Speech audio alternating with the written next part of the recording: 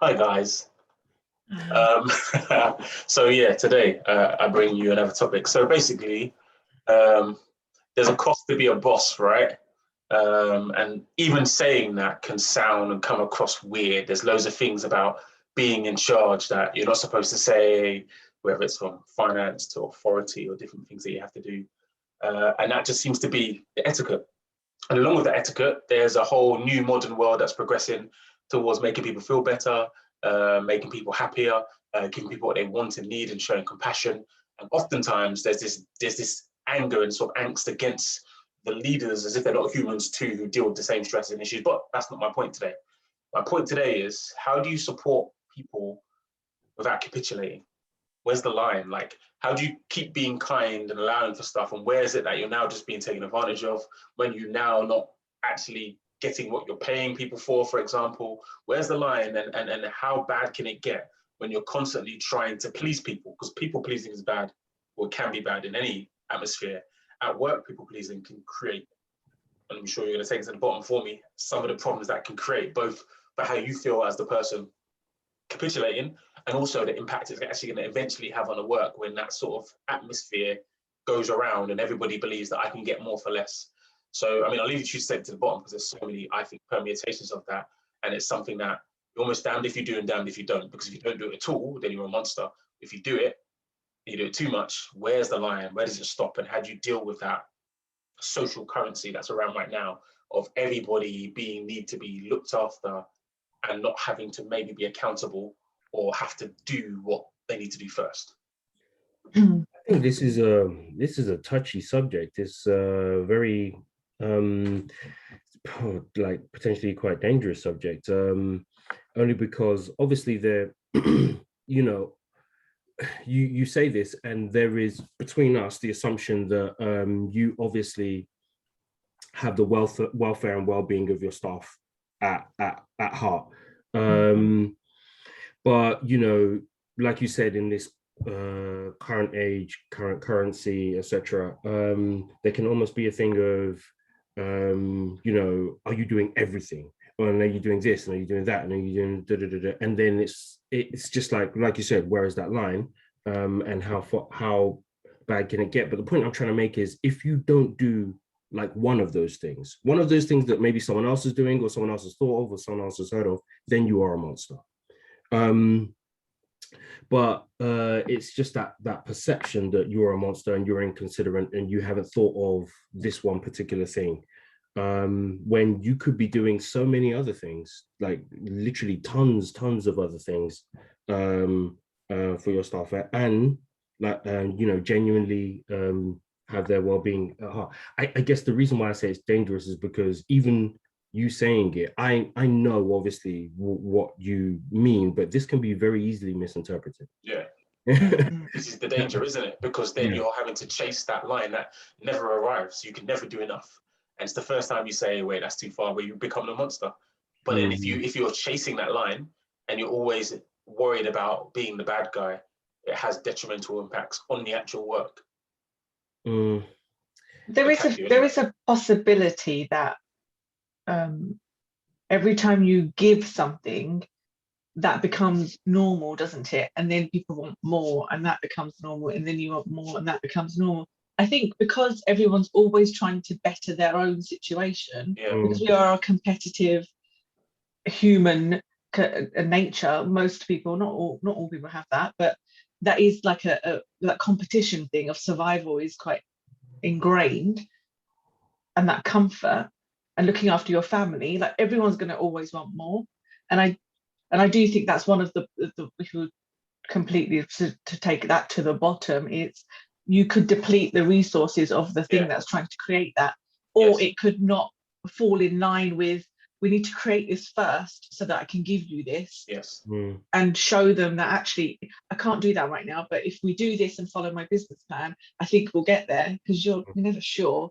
And maybe it's that misunderstanding between those two things, that there's a thing that needs to happen first, and ultimately it's money, because you need money to be able to do some of those things. I don't know, there are some situations where it's not money related, it's the culture you're creating, but a business needs cash in order to do that.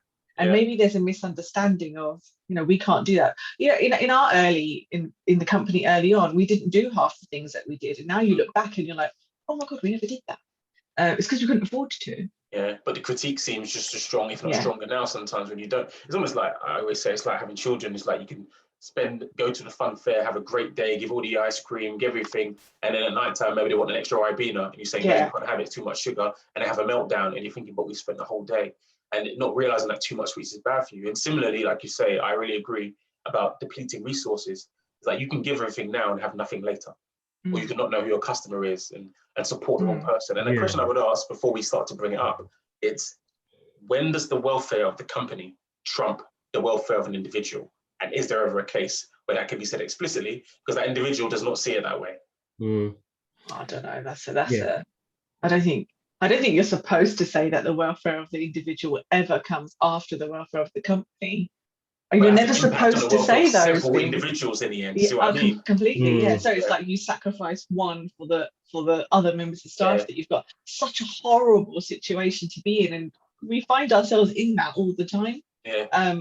I don't know the answer to that one.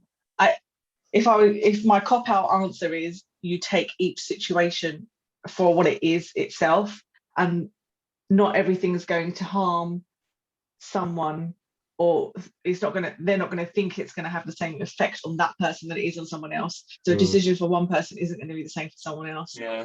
It's just such a...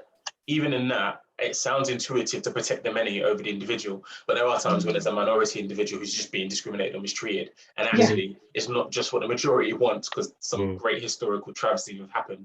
Think about what most people want. But in a workplace, if you're trying to think about, I don't know, it's a tricky one. Let's face it, that's what redundancies are. We need the company to be more liquid. Actually, we need to get rid of usually the biggest cost is wages. That is what redundancies are. They're not streamlining, they're not... I agree, because that's a financial role, but what about if it's just in terms of etiquette and behaviours that you allow, or even dress codes? So there's so many different areas where you might say, no, we're just not having that, because if everybody does that, or flexible working, or different, like we've seen it happen in the past with religions and different things where you make different allowances, and it's like, wait, I have to make this available to everybody. But where is the line? There's some things, because what people are taking as their rights are, and in many ways it's good, but they're getting bigger and bigger and bigger, all the things that people need. It's like soon we're going to have mandatory days for this and days for that and days for that. But what's going to service that? Can the company still function if all of these things are factored in? Like mental health days might be good. They might be good for society, but how many of them can you add on to sick days and annual leave days and any other days, compassionate days, before you say the numbers don't add up anymore? Well, then you've got to make more numbers, don't you? And that's it. In order to do some of that stuff, it costs. And I think because, certainly when I wasn't looking at finance in other companies that I worked for, you can't always see the connection of what you're asking for to the cash and the bottom line. You're making decisions that you think are quality decisions, but actually the company can't afford to do that, which is a horrible situation to be in. But that is the reality and the balance that needs to be struck. I think it's that unawareness that can be quite damaging, because then you can almost kind of like give yourself the impression that, oh, they're just doing it because they don't like us, or they're greedy and and not for the actual reasons that it is. So I think that's part of the things that take it to the bottom, in that you end up with a thing where people don't understand why it is that they can't get that thing, and they genuinely just think if you're in even middle management, upper management, whatever, that you're just being unreasonable. And it was interesting because we've had to come off the bottom for a while, because we've got into some good meat and drink here. But even on the side of the person owning or in charge, so to speak, or the leader, if you then end up giving a lot and losing authority, as bad as it sounds, you're losing part of what makes it worthwhile to do it. Like there's some benefits to owning something, but there's stresses that come with it. And if the stresses start to outweigh the benefits, then what motivates somebody? And let's talk about small to medium companies. People automatically think of the big wealthy people. Like, money, but not most people. Most businesses aren't like that. Like you need to have a certain amount of authority to run your business how you want and demand what you need from people within reason, and to be able to make it worthwhile financially for you and the company you're running. If you can't do that because you're worried so much about what it is that everybody needs and trying to do right, then nobody's happy. You lose both ways. So I guess my final question to both of you is, how do you resolve those things in a way that doesn't create that issue for you as the leader and doesn't create, bad conditions, or keeps fair conditions for the people working in a team? What's the solution there? It is a tough balancing act. I think the best way.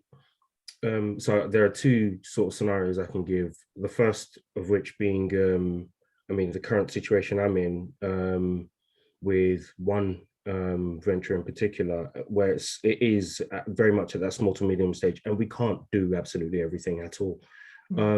But it is a balancing act, and we are as fair as we can be wherever we can be. But the most important thing is that communication, that discussion, that understanding that, okay, this is what we can do, and we are being as fair as we can be.